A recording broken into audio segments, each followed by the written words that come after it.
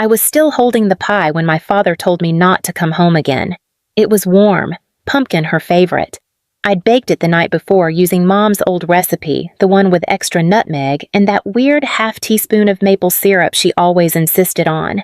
I drove 3 hours in fog to bring it to her like I did every year. It was Thanksgiving. I was home. Or I thought I was. We hadn't even said grace yet. The turkey hadn't been carved. The stuffing was steaming in the crystal dish my mother only brought out once a year. And I was still standing, still smiling, still holding that pie when Dad said, "Give back the $50,000, Rachel." Or, "Don't bother coming home again." At first I thought I'd misheard him, or that it was some kind of tasteless joke. Dad wasn't a man prone to theatrics, and Thanksgiving wasn't a time for drama, not in our family, or at least not until that night, but no one laughed. Lisa sat across the table, hands folded in her lap like she was at a funeral. David looked at the tablecloth. Even Mom, sweet, soft-spoken Mom, refused to meet my eyes. I didn't sit down. I couldn't. The pie tray rested in my palms, suddenly heavier than it should have been. I glanced at it stupidly as if it could explain what was happening. "Excuse me," I said. Dad's jaw tightened. "Don't make this harder than it has to be." "What exactly are you accusing me of?" Lisa finally looked up. Her eyes were red mascara clinging to the corners like she'd been crying for hours, but her voice was clear. "Mom's account. $50,000 disappeared last month, right after you helped her set up online banking." My mouth opened, but no sound came out. It was true that I'd helped Mom with her accounts. She'd been nervous about going paperless, something about not trusting the cloud. So I'd sat with her on a Sunday afternoon, walked her through the app, the passwords, the security questions. She even wrote everything down in a little notepad we kept in the kitchen drawer. That was 4 weeks ago. 4 weeks! Now they were telling me that was the moment I stole from her. "Are you serious?" I whispered. "You think I took Mom's money?" David finally spoke, his voice stiff like it hurt to say the words. We didn't want to believe it. But the bank confirmed the withdrawals were done online. No one else had access. No one else. Except me. I looked at Mom. She didn't flinch, didn't nod, didn't shake her head, just picked up her napkin and pressed it to her mouth like she might be sick. That's when it hit me. The pie, the traffic, the yearly ritual, none of it mattered. I wasn't their daughter anymore. I was a suspect. I set the pie down very gently on the edge of the counter. The tin clicked faintly against the granite. I picked up my coat from the back of the chair where I'd laid it earlier. I didn't speak. "You have until the end of the week," Dad said quietly behind me. "Then we go to the lawyer." I didn't cry in the car. I didn't scream or curse or hit the steering wheel like they do in movies. I just drove coat, still half-buttoned, the pie, still sitting untouched on the kitchen counter behind me. The streets were quiet, lit by porch lights and paper turkeys taped to windows. It was Thanksgiving night, and the whole town smelled like gravy and cinnamon and peace. Except me. I checked into the same roadside inn I always passed on the way into town, but never had a reason to stop at. The clerk didn't ask why I needed a room on a holiday. I was thankful for that small mercy. The room smelled like old carpet and microwave popcorn. I kicked off my boots and sat on the edge of the bed, hands still shaking. I was 34 years old, a senior forensic accountant, trusted with millions in corporate audits, and my own parents thought I'd stolen from them. The worst part, I wasn't even surprised. Not entirely. There had been signs, little things. The way Lisa would roll her eyes when Mom bragged about my promotions. The way Dad had once asked, "Don't you think it's time to settle down?" You know, live a little like my career wasn't real life. Even last Christmas when I'd offered to cover the cost of a new roof for the house, David had muttered something about me trying to buy loyalty. I thought they were just joking. I thought we were still family. I lay back on the comforter and stared at the ceiling. I tried to replay the day Mom asked me to help with her bank account, every tap, every login, every password reset. Had I missed something? Had someone else seen the notebook we kept in the drawer? The drawer. It was always unlocked. Anyone could have opened it. Lisa still lived at home off and on, depending on her situation. David had a key to the house. I'd been the one to walk Mom through the setup, yes, but that didn't make me the only one who knew. Still, they'd believed it. Believed I'd waited for Mom to get sick just to take her money. $50,000. As if I needed it. As if I would ever. My phone buzzed. A text from Lisa. We didn't want it to come to this. But you made it hard to trust you. No happy Thanksgiving. No hope you're okay. Just that. As if I'd broken something. As if I was the one who owed them an apology. I turned the phone face down. At work, I spend my days untangling hidden embezzlements, shell companies, and fake invoices. I know what it looks like when money disappears and when someone makes it look like someone else's fault. And right now, someone had made me their fall girl. I stared at the ceiling until the lights blurred. If they wanted to treat me like the criminal in the family, maybe it was time I started investigating like one. The next morning, I woke early. No alarm, just instinct. Years of chasing corporate fraud had taught me one thing. Money never really disappears. It just gets redirected. The trick is knowing where to look first and who benefits. I poured myself a cup of bitter lobby coffee and opened my laptop on the motel desk. My firm had recently been investigating a pattern of elder financial abuse retirees with modest savings accounts that suddenly drained in 3 withdrawals, each just below the federal reporting limit. It wasn't just one bank, but one kept coming up more than the others. Greenwell Mutual, Mom's bank. I hadn't told my family that I was involved in the investigation. It was confidential, technically, but I had clearance to review the transaction data internally, and I knew exactly who to ask. I sent a quick message to Theo, the compliance officer overseeing our current case. Just a name, a date range, and a location. Within an hour, I had what I needed: timestamps, withdrawal amounts, teller logs. 3 withdrawals from my mother's account spaced 5 days apart. First, $20,000. Second, $15,000. Third, $15,000. Each one done in person, not online. That was the first crack. They'd accused me of using online banking, said I was the only one with access. But if the money was taken in person, it wasn't me. I clicked the attached security footage link. Low resolution, but clear enough. The first video loaded. Greenwell Mutual, October 10th, to 13 p.m. A young woman approached the counter nervously, glancing over her shoulder. Blonde ponytail. Gray hoodie, large sunglasses. At first, I thought maybe someone hired a proxy. A stranger paid to impersonate Mom. But then the girl stepped closer to the camera, pulled down her mask to speak to the teller. Lisa. Even with the grainy feed, I knew that face. I'd babysat that face. Watched it blow out birthday candles and cry over failed boyfriends. She was fidgeting, tapping her fingers on the counter. She handed over what looked like Mom's ID and signed something. Her handwriting hadn't changed since high school. I leaned back in my chair, the motel light flickering above me. They hadn't just stolen the money. They'd planned it, thought through the timing, waited until I helped Mom go digital, then used that as cover to frame me. I opened the second video. October 15th, same branch. This time it was David. No disguise, no nervous energy, calm, confident. He joked with the teller, signed off like he owned the account. Third video, Lisa again. Same hoodie, different sunglasses. The arrogance of it made my skin crawl. But there was still a missing piece. How had they gotten access to Mom's ID and account info? Then I remembered something. 2 weeks before I helped Mom set up the app, she'd had outpatient tests at the hospital. Nothing serious, just preliminary scans.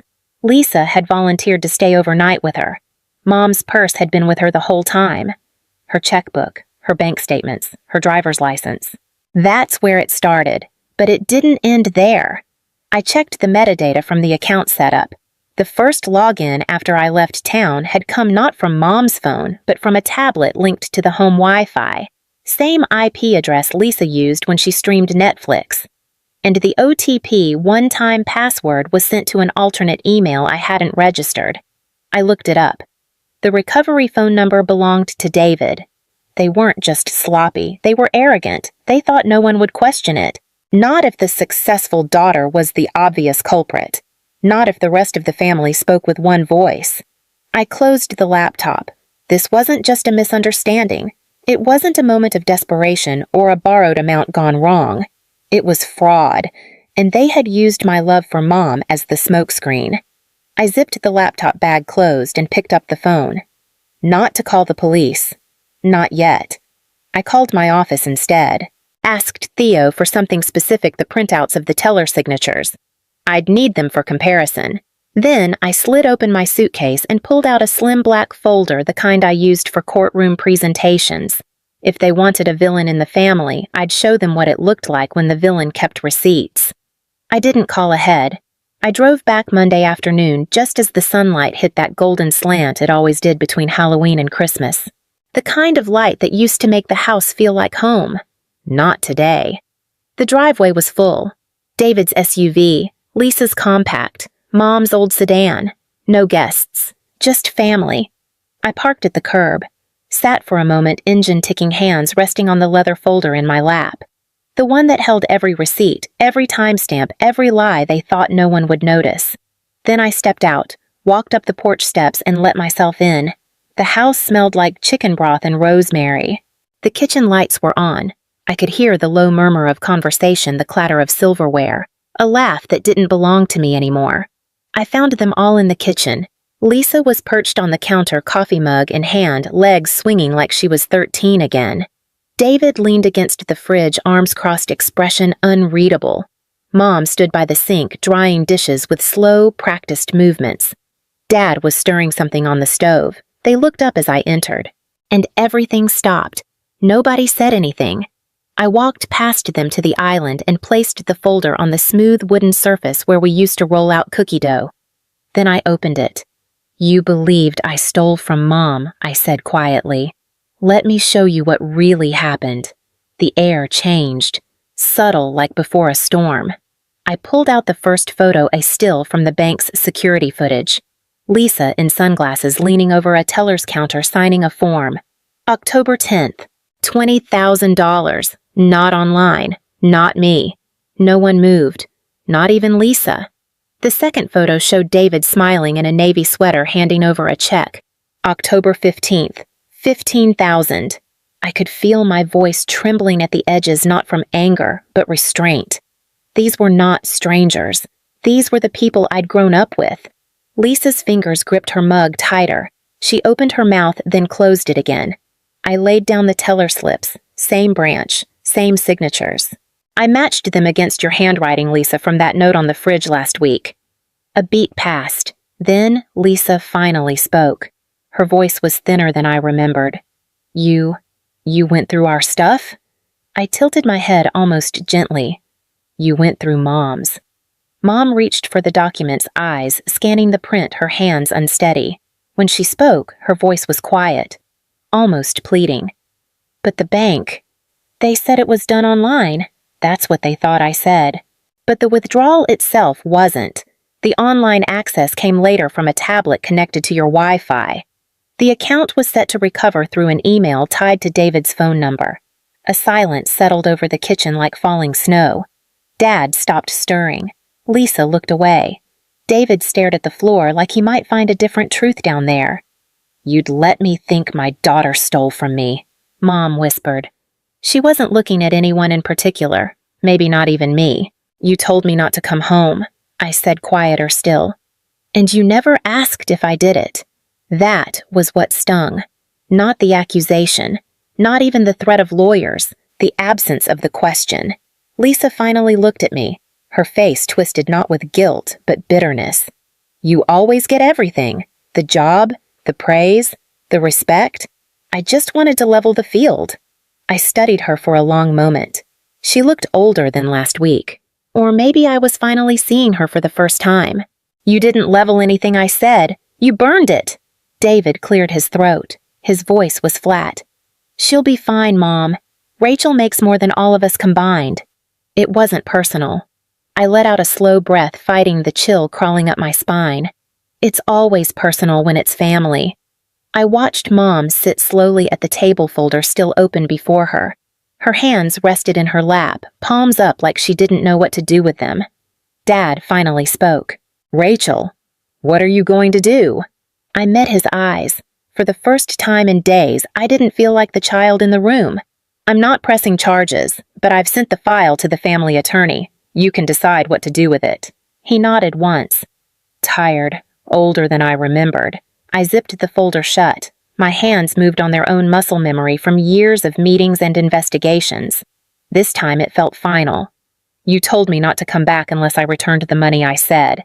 I didn't take the money, but I brought the truth. I waited, just long enough for the words to land. Then I turned. Rachel, Mom's voice broke. I paused at the doorway. "Thanksgiving's over," I said. "You all made sure of that." I left the house without another word. Didn't take the folder, didn't take the pie. Just my keys. And whatever part of me still believed they would have chosen me. I didn't drive home right away. I sat in my car outside the house for a while, watching the kitchen window from the curb.